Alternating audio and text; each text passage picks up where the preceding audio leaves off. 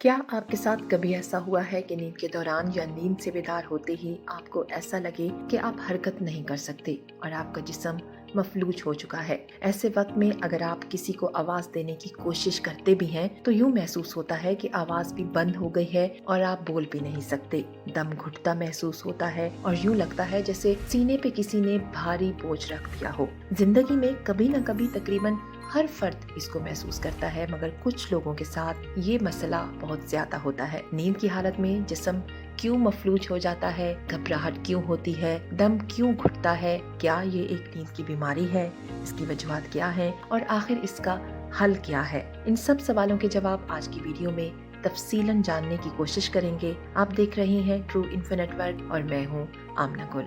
नाज़रीन कराम, नींद की हालत में जिस्म के मफलूज होने, घबराहट या दम घुटने को साइंस की जबान में स्लीप पैरालिसिस कहते हैं। स्लीप पैरालिसिस के दौरान आम तौर पर इसको महसूस करने वाले की हवास यानी उसका दिमाग जाग रहा होता है, लेकिन उसके जिस्म को सिग्नल्स नहीं भेज रहा होता। हवास की बेदारी के दौरान इंसान महसूस करता है कि जैसे उसके ऊपर कोई बोझ पड़ गया हो या उसका दम घुट रहा हो, और इसके साथ ऐसा भी हो सकता है कि उसे नजर का फरेब और बहुत ज्यादा खौफ भी तारी हो जाए।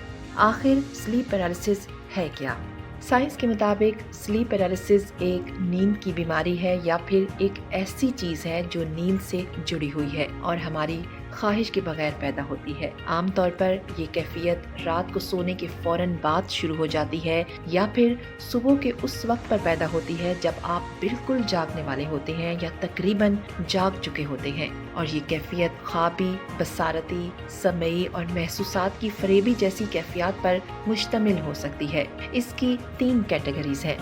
पहली कैटेगरी है इंटरवूडर। इसमें दरवाजे के हैंडल को घुमाने की आवाज, कदमों की चाप, किसी इंसान का साया या कमरे में किसी खतरे का एहसास वगैरह महसूस होता है। दूसरी कैटेगरी है इनक्यूबस। छाती पर बोझ, सांस लेने में दुश्वारी, सांस घुटना, गला घुटना और ऐसे लगना जैसे आप मरने लगे हैं, ऐसे एहसास महसूस होते हैं। तीसरी कैटेगरी है वेस्टिबुलर मोटर। घूमता हुआ महसूस होना, ऊंचाई से गिरता महसूस होना, तैरता महसूस होना, उड़ना, जिस्म से बाहर निकलकर मंडलाने जैसे एहसासात महसूस होते हैं। स्लीप पैरालिसिस की शिकायत मुख्तलिफ इंसान सदियों से करते आ रहे हैं। अगरचे ये जानलेवा हरगिज नहीं है, मगर इसके तजर्बे के बाद इंसान इंतहाई खौफज़दा हो जाता है और ये तजर्बा उसे भूलता नहीं और उसे परेशान करता रहता है। साइंस के मुताबिक इसकी मुख्तलिफ वजूहात हो सकती हैं।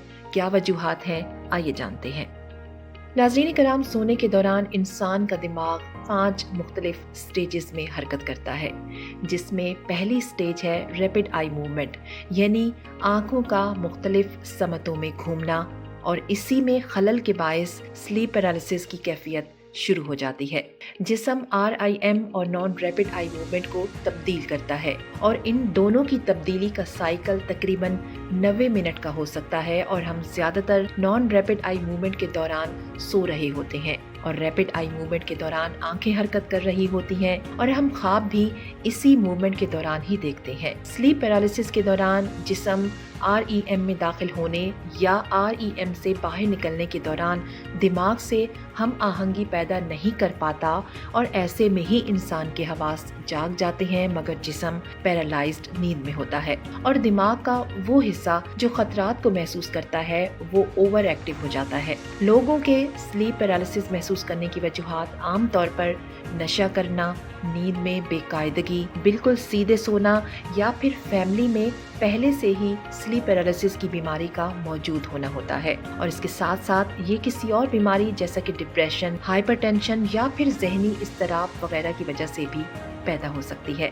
मेडिकल साइंस कहती है कि स्लीप पैरालिसिस कोई ऐसी कैफियत नहीं है कि जिसकी वजह से आप इतना परेशान हों कि इलाज के लिए दौड़ें, मगर अगर अलामात शदीद हों तो बेहतर है कि अपने मुआलिज से राबिता करें और उसके साथ अपनी परेशानी शेयर करें।